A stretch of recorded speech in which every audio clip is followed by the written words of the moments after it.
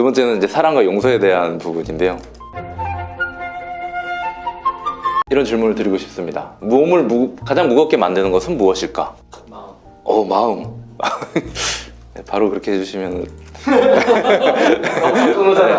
네, 아는 형님에서 그렇게 하면은 혼나는데. 예. 그러니까 몸을 되게 무겁게 만드는 것들이 이제 뭐 좀 안 좋은 영양소나 뭐 이렇게 생각할 수 있는데, 뭐 어떤 감정적인 부분, 마음에 대한 부분이 몸을 가장 무겁게 만든다라고 생각을 해요. 그래서 아무리 몸 상태가 좋아도 우리가 감정적으로 힘들면 뭘 하기 싫어지고 몸이 무거워지는 것 같습니다. 근데 이제 감정들이 어디에 담기냐면은 보통 이제 장기에 담긴다고 합니다. 신체 장기. 그래서 화는 심장에 담기고, 뭐 폐는 슬픔이 담기고, 약간 이제 오장육부의 그 장기들에 이제 감정이 담기는데, 한의원에서도 그걸 기반으로 치료를 하는 거거든요. 그러니까 화병이 걸리면은 뭐 이제 심장에 좋은 걸 쓴다거나, 우울증이면은 뭐 폐에 좋은 걸 쓴다거나. 그래서 서양도 마찬가지거든요. 약간 그런 쪽으로 장기랑 그 감정의 연결에 대해서 서양도 강조를 하고 있고, 동양에서도 항상 강조를 하고 있고, 이제 대대로 계속 그런 관념들이 물려져 오고 있습니다. 그래서 이제 감정과 장기에 대한 연결에 대해서 지금 말씀을 좀 드렸고요. 그 파울로 코엘료라고 그 연금술사라는 책을 지은 사람이 있는데, 그분이 이런 얘기를 했어요. 영혼이 살고 있는 곳을 갖다가 알려주셨어요. 영혼이 살고 있는. 아무 때나 얘기하셔도 됩니다. 이건 답 얘기해도 됩니까? 심장이다. 심장에 살고 있다. 이렇게 파울로 코엘료가 얘기를 했다고 해요. 그러니까 어떤 특정 장기를 언급을 한 거예요. 저도 그렇게 믿거든요. 근데 이제 심장에 대해서 잘 인식을 안 하는데, 왜 그러냐면은 계속해서 과거에 상처받았던 것들로 인해서 장기들이 계속 감정의 찌꺼기들, 아까 감정이 장기에 담긴다고 했잖아요. 근데 여러 가지 감정들이 흘러가지 않고 계속 장기에 담기고, 특히나 화 같은 부분은 심장에 많이 찌꺼기가 껴있다 보니까는 우리가 그 영혼을 잘 인식을 못하게 되는 상황에 빠지는 것 같습니다. 통로가 이제 막혀 있는 거죠. 통로가 될 수 있는 그런 부분이 감정의 찌꺼기로 다 막혀져 있다. 그래서 시간 되면 제가 이제 좀 뚫는 법도 알려드리려고 하는데 시간이 안 될 것 같고. 근데 최신 의학계에서 이런 의견이 있다고 해요. 심장은 무슨 기관이다. 그러니까 기존에는 어떤 기관이라고 알려져 있나요?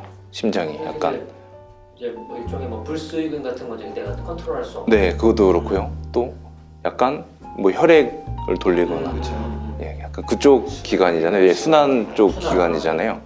그런데 이런 결론을 내렸다고 합니다. 정보 처리 기관이다. 우리가 전혀 알지 못했던 그런 포인트였던 것 같아요.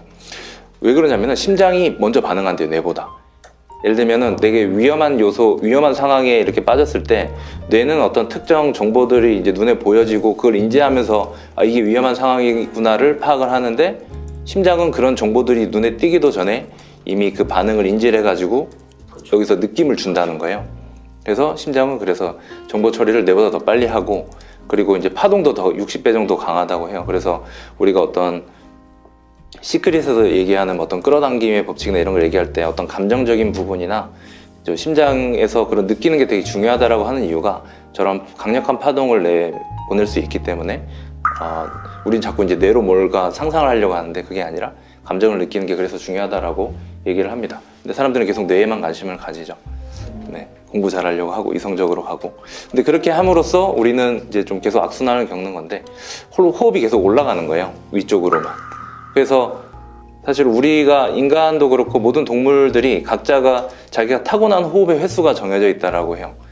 그래서 10만 번 호흡을 하면은 죽는 거예요. 그 말은 무슨 말이냐면 오래 살려고 하면은 어떻게 해야 되겠죠? 네, 천천히 해야 되는 거예요. 그러니까 호흡이 위로 올라와서 할수록 어떻게 되나요? 호흡 횟수가 더 빨라져 버리는 거죠. 그래서 이제 보통은 목숨이라고 하는 게 목에서만 왔다 갔다 하는 호흡을 목숨이라고 부르거든요. 그리고 이제 목숨이 끊어지는 거예요. 그러니까 빨리 호흡을 하게 되는. 그래서 지금 이제 우리가 몸을 제대로 못 쓰고 있고, 밑에서부터 좀 끌어올리는 그런 긴 호흡이 필요하고, 그래서 제가 연습하고 있는 것은 사실 심장으로 호흡하는 게 있습니다. 그러니까 심장에 대해서 잘 인지를 못하고 감각을 잘 못 키우기 때문에, 그래서 심장으로 약간 사랑의 기운이 들어오고 약간 나간다, 약간 이런 식으로 그 연습을 하면 이제 몸이 짜릿짜릿한 그런 느낌이 있고 약간 명상 효과도 있는 것 같고, 그래서 이제 감정 찌꺼기를 그런 식으로 좀 흘려보내는데, 근데 한 단계 더 나가면은 사실은 심장에서 감정적으로 이렇게 박혀 있는 것들이 어떤 상처 부분, 경쟁자, 적을 바라보면서 했던 것들이 이제 사랑이랑 용서를 통해 가지고 그 감정이 흘려보내질 수가 있거든요.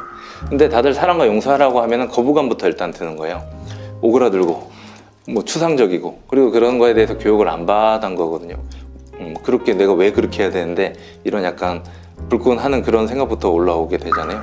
내 고통받는 영혼을 위해서 하자, 이렇게 얘기를 좀 드립니다. 다른 이유 없고, 오랫동안 고통받은 내 영혼을 위해서, 지금 성장하는 내 영혼을 위해서. 그래서 이런 식의 메시지를 같이 얘기도 해봅니다. 그래서 꽉 쥐고 있던 부정적 감정을 지금 흘려보내겠습니다. 오래 고통받았던 내 영혼을 위해서. 그러니까 그 사람을 위해서 하는 게 아니라 내 영혼을 위해서 지금 사랑이랑 용서에 대해서 표현을 하자, 이렇게 얘기를 합니다. 그래서 뭐 되게 막 멋있고 뭐 대단한 사람이라서 내가 상대를 용서하고 사랑하는 게 아니라 내 영혼을 위해서 이기적으로 그런 표현을 하자라는 얘기를 좀 드립니다.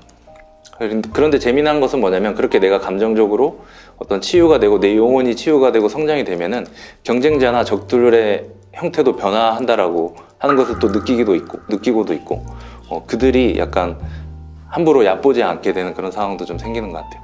세 번째 단계가 기브예요. 그래서